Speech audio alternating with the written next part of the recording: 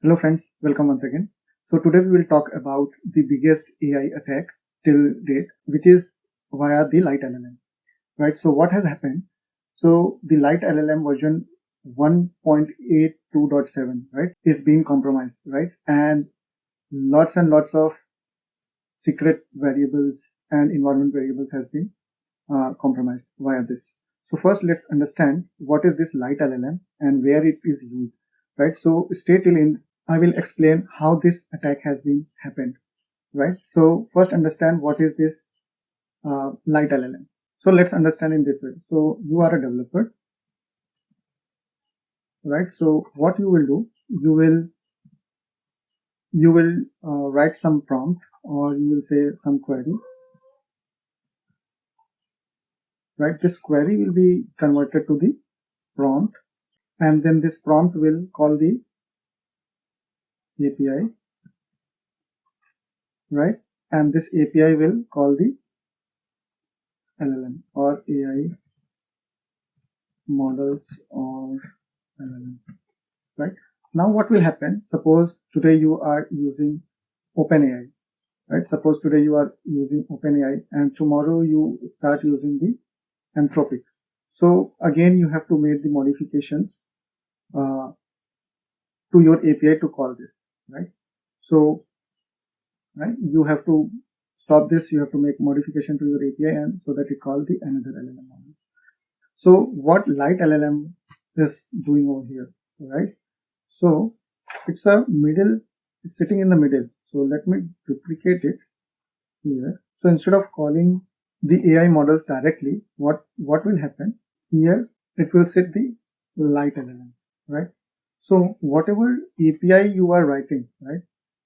So the prompt will calling the directly the LiteLLM. Let me delete this here. So this will call the LiteLLM, and this LiteLLM will take care of calling different of models, right? So I hope you understand what LiteLLM is used for. And since we do prompt chaining and we try to utilize different types of models in a single prompt, so what happened? You use LiteLLM very heavily, right, for creating chatbots, agentic AI, region-based prompting, prompt chaining, and all those things, right? So if you want to understand about prompts, you can see my prompt engineering series. You will find the link in the description. So now you understand that the LiteLLM version 1.82.7 and version 1.82.8 are the buggy version, right? So how this version comes to the PyPI? Because every developer, so this PyPI is the official repository for the Python package, right? And these packages were present in PyPI. So how they are published to the PyPI, right? We will understand that in few moments, but let's understand you have downloaded this, right, to your machine, right? So what happens? This is your machine. So you have downloaded this to your machine. So what will happen here, right? So your machine is now having the secret tokens, some secret tokens. So as soon as you download these versions to your machine, what will happen? This will push this secret to the cloud. So this is not a normal cloud, right? So this is hacker's cloud, right? So your secrets will be published to the hacker's cloud, right? So now what is the hacker's cloud domain, right? So they were doing some post call to this, right? So this is what they were doing: post request to the models.litellm.cloud, right? So as soon as you bring your package, or you can download this package to your local machine, this request will be initiated, post request. And what this will do, this take all your secrets. I'll let you know what all secrets, right? And it will be pushed to the hacker's cloud. This is what it was happening, right? So now let's understand how all this become possible, right? How this package published to the PyPI, right? How these LiteLLM package to the PyPI. So what did hackers do, right? So they followed different steps, right, to reach till this point. First, they hacked the Trivy.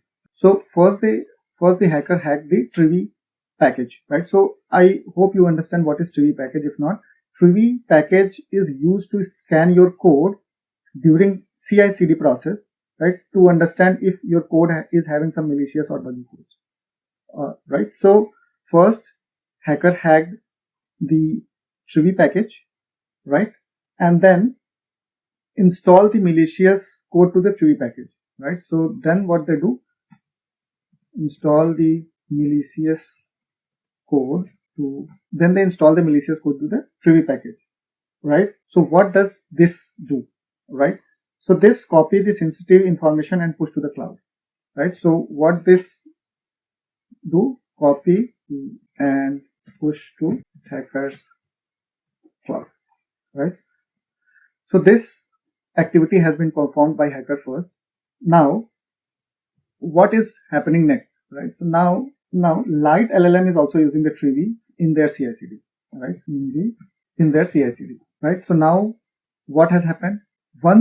So LiteLLM is also using the Trivy in their CI/CD to scan the malicious code, right?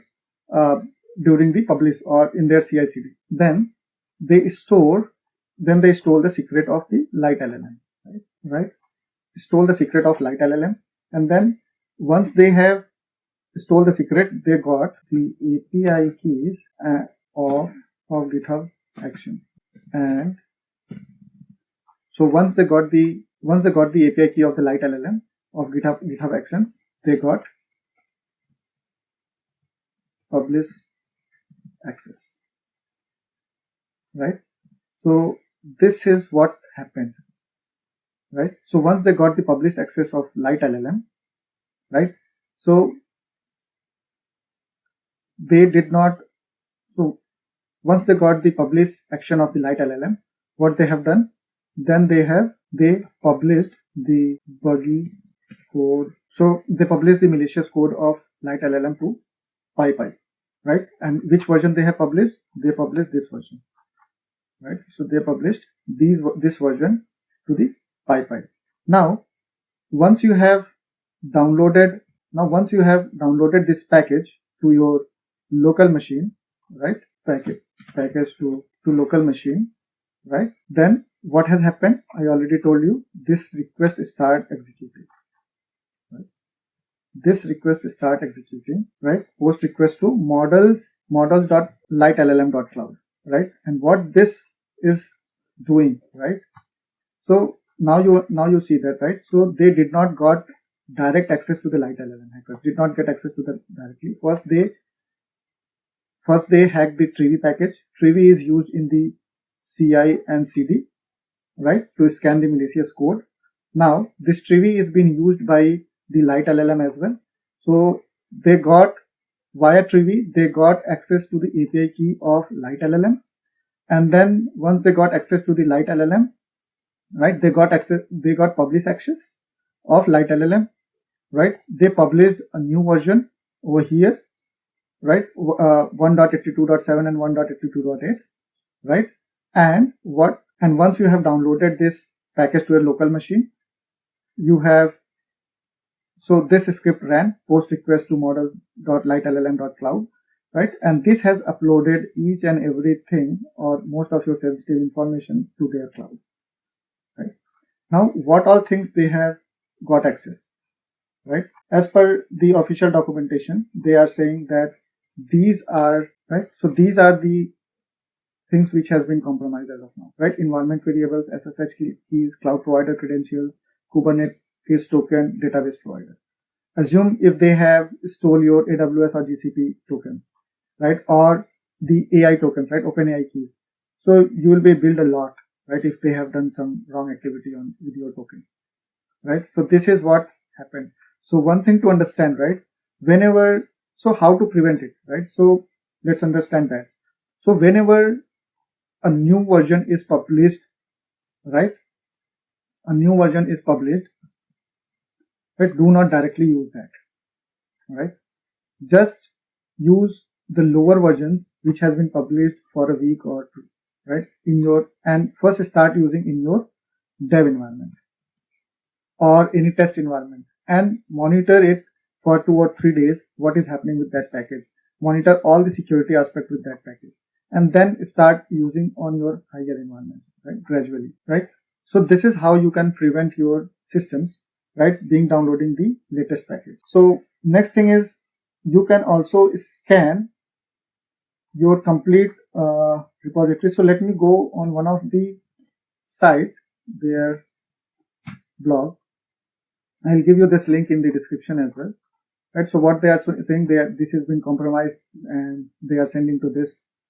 The post request is sent to models.litellm.cloud. Let me zoom in bit. Right, so this is what they are saying, and so they are saying how to check if you are affected. Right, so they are providing this script. Right, so Python find LiteLLM GitHub.py. Right, so you have to set some variables. Right, Windows start and window end time in the constant, and this is the script basically. Right, you can copy it from here, and you can set the environment variables like Windows end, Windows start, and all, and then run this script. Right, so you can see this script, and you can find it from this link. I will provide this link in the description. Right, so what they are saying, right, you need to look for this, right, this models.litellm.cloud domain is not affiliated with LiteLLM, right? So you need to check this. Outbound traffic request to this. Any request going outbound, right? You need to monitor that, and you need to check for if these requests are going to these things, right? Immediate actions. Rotate all secrets. You need to rotate all your secrets. As many secrets you can rotate it, right? Inspect your file systems, right?